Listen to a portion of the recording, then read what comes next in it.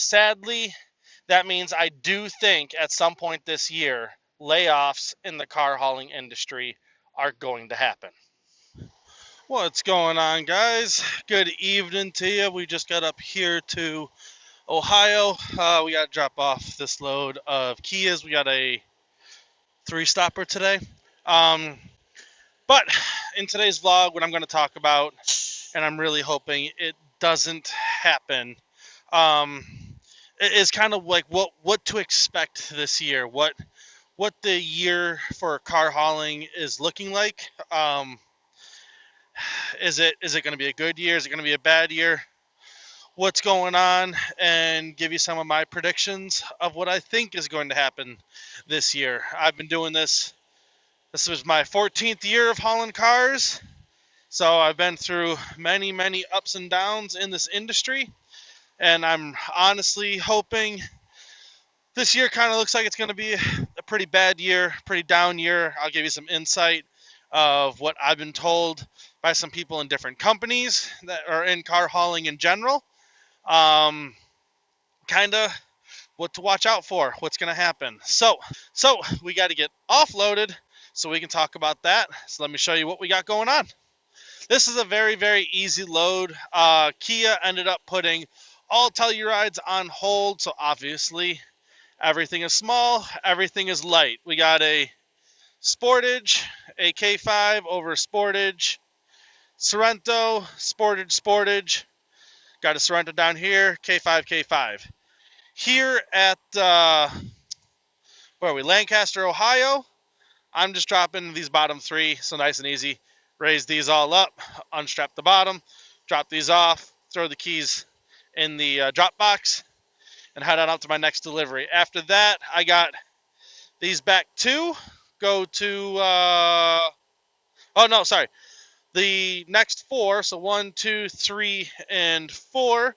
These all go up to Columbus, and then these top two go to Findlay. And the only reason I'm doing that is my whole load was coming over here towards Columbus. I'm obviously loading my reload up in Toledo. The whole thing was I had two cars that were going to Grove City or Groveport, Ohio. Problem is that dealership doesn't do night drops, doesn't do deliveries after 3:30 in the afternoon, and they're all gated in, so you can't drop anyways. And on Friday I go for my vasectomy, and I am done. Well, me and my wife are going to be done having children after that. So I got to be home on Thursday so I can get that taken care of this weekend so I can be ready to work Monday morning again. But I'm going to get these things dropped real quick, and I will see you guys in just a second, and we will talk about what I think is going to happen over this year and probably over the next 2 years altogether. It's probably going to be about a 3-year cycle. So let's just go ahead and get these things offloaded, and we'll talk about that here in just a minute. All right, guys, so we got done unloading yesterday. We are up here in Toledo loading up. So we're going to get into what my 2023 predictions are going to be for this year. What can we expect to see? And is it going to be good, bad, or ugly on the year? But also, my next video is going to be on the debacle that I got myself in yesterday with those cars. So stay tuned for the next one. That should be a fun little video. But as for 2023, what I expect to be happening. We got some real bad news. To be honest, I'm sure a lot of you have heard what's going on with CarMax, and they're not buying any more cars or cutting back majorly on their cars. I'm sure you've all heard of the Carvana debacle and the possible bankruptcy that's coming out. So your two big players in the used car market looks like they're going to be at least slowing down or out of it for a little while. And that's going to take I think Carvana was trying to match CarMax in about the same, running about 10,000 or buying about 10,000 cars a week. So you figure that's about 20,000 cars a week off the market. So that is definitely going to hurt a little bit. Hang on. 80, 16, 2, 2, 3. I'm looking for my vehicle. But so that is definitely going to put a pinch on what we have to haul in the standard freight markets or the standard car market on the used car side. And then bad news. Obviously, we're coming off of a pretty good high of the new car industry, and it looks like this is going to be a very bad year for new cars. We've had the last few years have been pretty good, I think, but I think since 2019 it's been declining. We all know what happened in 2020, and if I remember correctly, the numbers. Hang on, that might be my car. 2239. That is it. There's one of them. So we all kind of know what happened, and I think the numbers in 2020 were like 16.7 million new cars were delivered, and I'm pretty certain this year they said, or in this year, the new car end is going to be, this is my other car in this lane. And this year we are looking at like 13.4 million. So I think last year was 15 something million new cars were delivered. So we're looking at about a 2 million car, 2.5 million car decrease in the number of used cars predicted to be made this year and delivered amongst the United States. Therefore, I think we're going to be in for a hard year. We're going to see rates kind of staying where they are, prices continuing to go up. I think you're going to have a lot less people even buying new cars this year, just simply because I think CarMax said that their average increase of financed car price for this year was so far is like $150 per month increase for a car per car average price. So it's not that the cars are going up, but financing is starting to get expensive. And then on top of that, you have banks that are starting to get real tight on tier 2 and tier 3 financiers. And they're going to make it harder for people to buy cars. And all that is just going to slow everything down. You had a lot of people that bought cars in 2021, 2022, 2020 at the inflated prices that are now negative on their car loans. I think they said the average person right now that has bought cars in the last 3 years is, I think they said that they're around $5,000 upside down in those cars. Their equity in the car is $5,000 less than what the actual value is at this point. So they're $5,000 upside down, and they're expecting that only to increase, which is going to slow the amount of people trading cars in and buying cars. Doing that is just going to continually push the market down slower and lower, and we're kind of, in my opinion, looking at another 2009 bubble. Okay, so I just dropped a whole lot of numbers on you, and you might not exactly know what that means. But if you look back in history, I don't know how many of you guys were hauling cars back in 2009, but it does kind of seem like that 2008, 9, 10 automotive crisis looks like it's going to be upon us again. Luckily this time, it does seem like the manufacturers are slowing down production, so it shouldn't be as bad. But for any of you that weren't around back when that all happened, what ended up happening was they overproduced the cars, and car values dropped to less than what the manufacturer had in them. Meaning the banks wouldn't finance people because we had a credit crisis, and that caused everybody to get out of the auto market. By everybody getting out, normal supply and demand situation, there was a lot of supply, there was very little demand. So like when I bought my pickup truck, a $48,000 fully loaded pickup truck, I was able to buy for $33,000. Obviously, the manufacturer is losing money on it. And that does seem to be what looks like is going to happen. I don't think it's going to be as bad because I think a lot of the manufacturers realized what was coming down the pipe, and they ended up slowing their production so that way they're not, I guess, they don't have as much inventory sitting around. I don't remember if you guys, I don't know if you guys remember, but it was all over the news that manufacturers were just crushing new cars. They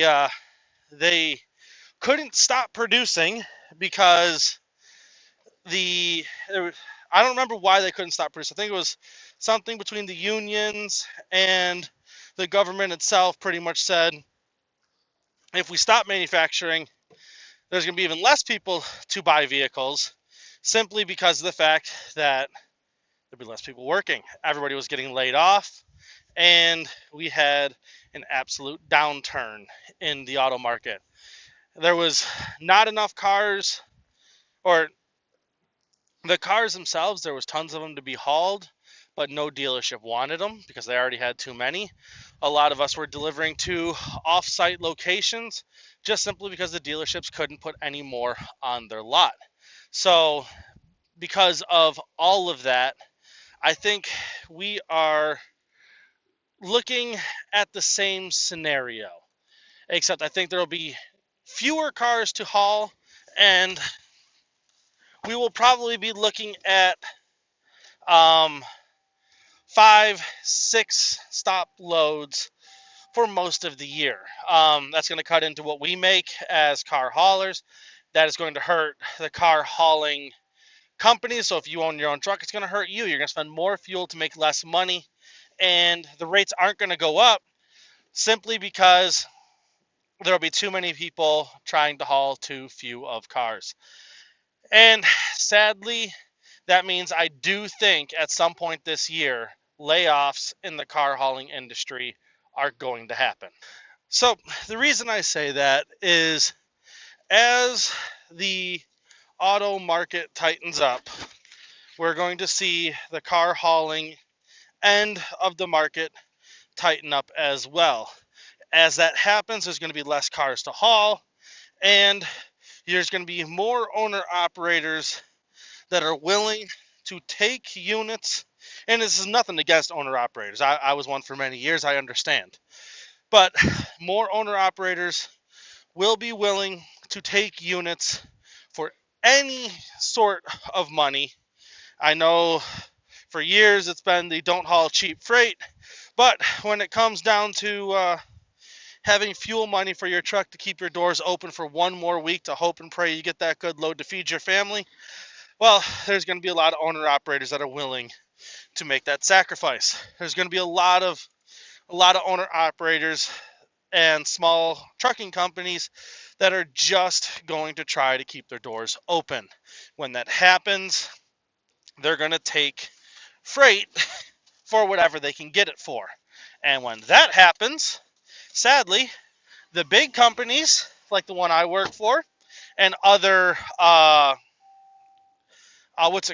other brokerage companies, they take advantage of that. That's where a lot of these companies make a ton of their money.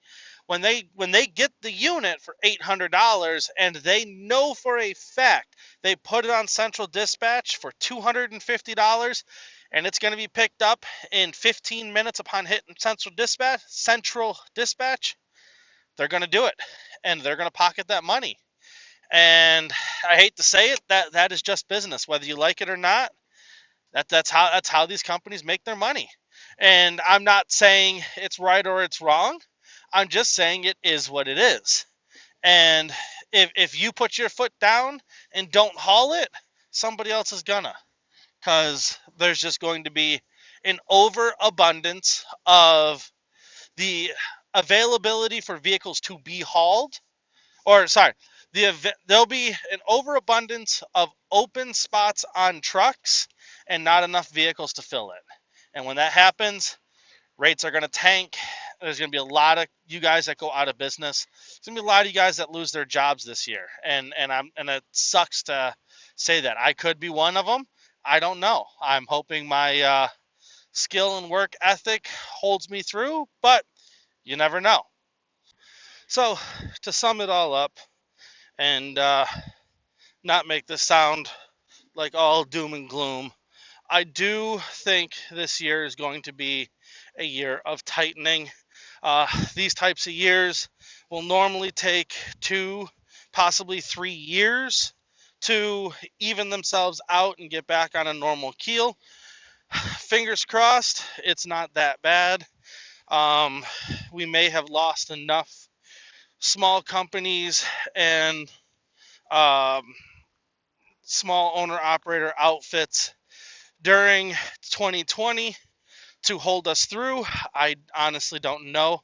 I can't see the future. I'm just predicting this based on what I'm reading in all the car journals and magazines and Edmunds, and listening to CarMax's third quarter earnings, all of that stuff. It is what it is. And just my thought process is that's what we're getting into. We're getting into a real tough year. The way to get through this year or the next couple is going to be, while there's still cars to haul, be out there hauling them. Try not to kill yourself running, or try not to take a lot of time off right this very second in the beginning part of the year. There's still some production out there. We haven't shut down a lot of the plants and slowed production to a crawl. So while there's still loads to be hauled, haul those loads. Also, don't buy the chrome and lights for your truck this year. Take that money, set it off to the side. In a year and a half, 2 years, if it's still sitting there, order away. But these are going to be the next couple years, next year or so, are going to be years to save your money. Try to keep as much of it in your bank as you can, and try to make as much while it's available. That's what I'm going to do. I'm hoping that's what you guys do. And my job isn't safe like anybody else's. I am a company driver, and at the end of the day, if my terminal gets cut, my job will probably be gone.